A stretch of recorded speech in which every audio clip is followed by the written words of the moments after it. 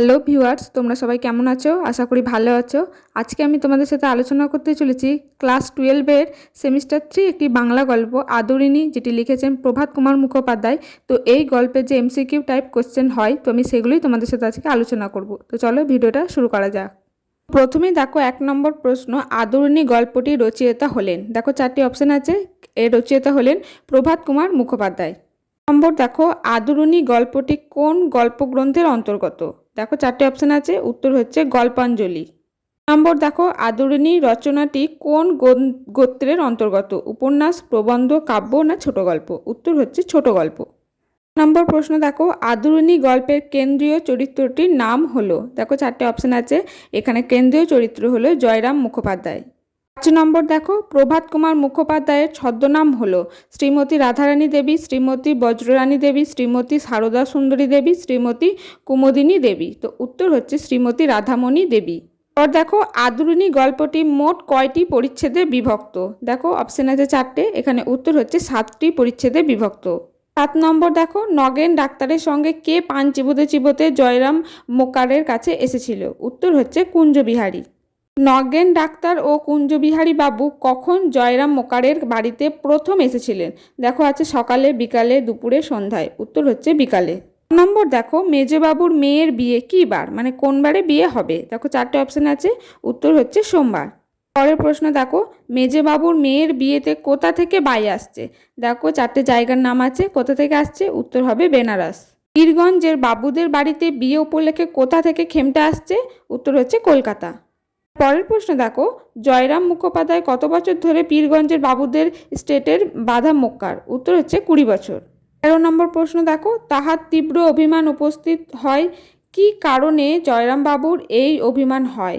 দেখো এখানে অপশন আছে, উত্তর হচ্ছে অত্যন্ত অল্প কারণের জন্য তার অভিমান হয়। এ জেলার মধ্যে এমন কে বিষয়ী লোক আছে যে আপনার কাছে উপকৃত নয়? বক্তা কে? এখানে দেখো 4টে অপশনের মধ্যে উত্তর হচ্ছে কুঞ্জবিহারী বাবু। ভাইরা বসো বলে জয়রামবাবু নগেন ডাক্তার ও কুঞ্জবিহারী বাবুকে কোথায় বসতে বলেছিলেন? তো দেখো এখানে 4টে অপশন আছে, তো এখানে উত্তর হচ্ছে বেঞ্চিতে বসতে বলেছিলেন। নম্বর প্রশ্ন দেখো, পীরগঞ্জে গিয়ে নিমন্ত্রণ রক্ষা করা জয়রামবাবুর পক্ষে একটু কঠিন, কারণ তাতে 2 দিন কাছারি কামাই হয়। এই 2 দিন কোন কোন দিন? তো দেখো এখানে সোম ও মঙ্গল, মঙ্গল ও বুধ, বুধ ও বৃহস্পতি, বৃহস্পতি ও শুক্র। এখানে উত্তরটা হচ্ছে সোম ও মঙ্গল। গরুর গাড়ি করে যেতে হলে আসতে যেতে কতদিন সময় লাগবে? দেখো উত্তর হচ্ছে 4 দিন। প্রশ্ন দেখো, সেও জোগাড় হওয়া মুশকিল। কি জোগাড় হওয়া মুশকিল? তো দেখো গরুর গাড়ি, ঘোড়ার গাড়ি, পালকি, হাতি। তো পালকি জোগাড় হওয়া খুব মুশকিল। নম্বর দেখো, এই কথা তার জন্যে আর ভাবনা কি ভাই, সংশ্লিষ্ট বিষয়টি কি? দেখো 4টে অপশন আছে, বিষয়টি হচ্ছে হাতি আনিয়ে নেওয়া। আমি কাল সকালেই রাজবাড়িতে চিঠি লিখে পাঠাচ্ছি, তাহলে হাতি কখন এসে যাবে? তো দেখো কি হবে উত্তর, উত্তর হবে সন্ধ্যা নাগাদ হাতি এসে যাবে। নম্বর দেখো, কোন গান শোনার কথা এখানে বলা হয়েছে? আর তোমরা বসো শুনবে। এই যে এখানে যে 4টে অপশন আছে, দেখো পেয়ারা মুঝে ভর দে, এটা হবে তোমার এই গানটির কথা এখানে বলা হয়েছে। পরের প্রশ্ন দেখো, সপ্তাহের কোন দিনটি জয়রাম বাবু প্রভাতের আহ্নিক পূজাটা একটু ঘটা করেই করেন? দেখো 4টে অপশন আছে, উত্তর হচ্ছে রবিবারের পূজাটি। রবিবার জয়রাম মোস্তার আহ্নিক পূজা ও জলযোগ সেরে সকাল কটার সময় বৈঠকখানায় এসে বসলেন? দেখো অপশন আছে, উত্তর হচ্ছে 9টা নাগাদ। 20 নম্বর দেখো, জয়রাম মুখোপাধ্যায় নরেশচন্দ্র রায়কে চিঠি লেখার সময় কোন বিশেষণটি ব্যবহার করেননি? তো দেখো এখানে 4টে অপশন আছে, তো উত্তর হচ্ছে প্রজাদরদি। পরের 25 নম্বর প্রশ্ন দেখো, জয়রাম মুখোপাধ্যায়ের চক্ষু দুটি হলো কি কি? দেখো বড় বড় ভাষা ভাষা। শ্রীযুক্ত জয়রাম মুখোপাধ্যায়ের আদিবাস মানে কোথায়, তাই তিনি আদিকালে বাস করত? দেখো এখানে 4টে অপশন আছে, উত্তর হচ্ছে যশোরে বাস করতেন। পরে দেখো, জয়রাম মুখোপাধ্যায় যখন প্রথম মোকারি করিতে আসেন তখন যেভাবে এসেছিলেন তার মধ্যে ছিল না, কি কি ছিল না? দেখো হবে মোটর গাড়ি, তখনকার সময় মোটর গাড়ি ছিল না।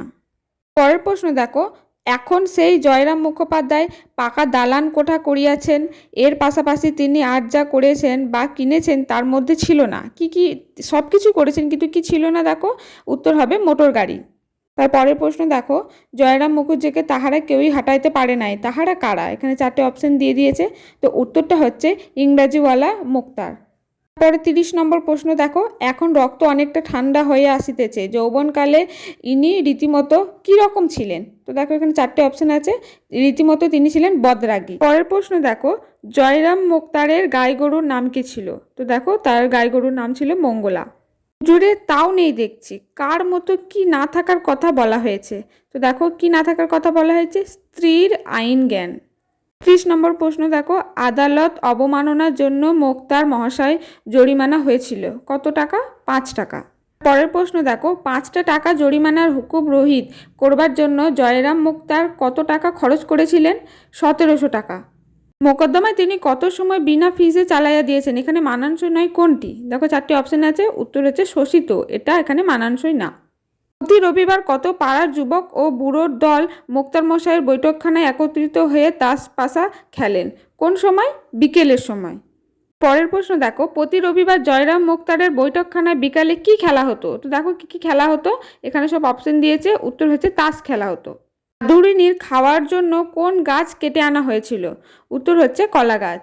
তারপরের প্রশ্ন দেখো, পত্রবাহক জয়রাম বাবুদের জন্য হাতি চাইতে গেলে মহারাজা কিভাবে আসতে বলেছিলেন? তো দেখো 4টে অপশন আছে, উত্তর হচ্ছে গরুর গাড়িতে আসতে বলেছিলেন। হাতি না পাঠিয়ে মহারাজ গরুর গাড়িতে আসার কথা বললে জয়রাম মোস্তারের প্রতিক্রিয়া যেটি ছিল না তা হলো, মানে প্রতিক্রিয়া যেটি ছিল না। তো দেখো কি কি, তার মধ্যে ক্ষোভ, লজ্জা, রোষ আর দুশ্চিন্তা। কোনটি ছিল না? উত্তর হবে দুশ্চিন্তা। জয়রাম মোস্তার যেন একেবারে ক্ষিপ্তপ্রায় হইয়া উঠিলেন, তাতে তার কাঁপতে লাগলো। কি কাঁপতে লাগলো? দেখো এখানে 4টে অপশন আছে, উত্তর হচ্ছে হাত পা ঠক ঠক করে কাঁপতে লাগলো। প্রশ্ন দেখো, কম্পিত স্বরে ঘাড় বাঁকাইয়া বারংবার বলিতে লাগিল, হাতি দিলে না। বারবার বলতে এখানে কতবার বলার কথা উল্লেখ করা হয়েছে? তো দেখো অপশন আছে এখানে, তিনি কতবার বলেছেন? উত্তর হচ্ছে 3বার বলেছেন। প্রশ্ন 43 নম্বর দেখো, একজোড়া নতুন বলদ কিনে এনেছে, খুব দ্রুত যায়, কে কিনে এনেছে? দেখো উত্তর হচ্ছে ইদামুদ্দিন শেখ। আদুরিনীকে জয়রাম মুক্তার কার কাছ থেকে কিনে নেন? উত্তর হচ্ছে উমাচরণ লাহিড়ীর কাছ থেকে তিনি আদুরিনীকে কিনে নেন। 43 নম্বর প্রশ্ন দেখো, উমাচরণ লাহিড়ীর কাছ থেকে কত টাকায় জয়রাম মুক্তার আদুরিনীকে কিনেছিলেন? উত্তর হচ্ছে 2000 টাকার বিনিময়ে। দেখো আপাতত এই 45টা কোয়েশ্চেন আমি আদুরিনী থেকে তোমাদের এখানে এমসিকিউ টাইপ দিয়ে দিয়েছি, এটা পার্ট 1। তো পার্ট 2 চাইলে আমাকে কমেন্ট করো, আমি পরে আবার এটার টপিকের ওপর আরও ভিডিও তোমাদের ওপর এখানে দিয়ে দেবো। তো আজকের ভিডিওটা এই পর্যন্ত। যদি ভিডিও ভালো লাগে একটি লাইক করে দিও।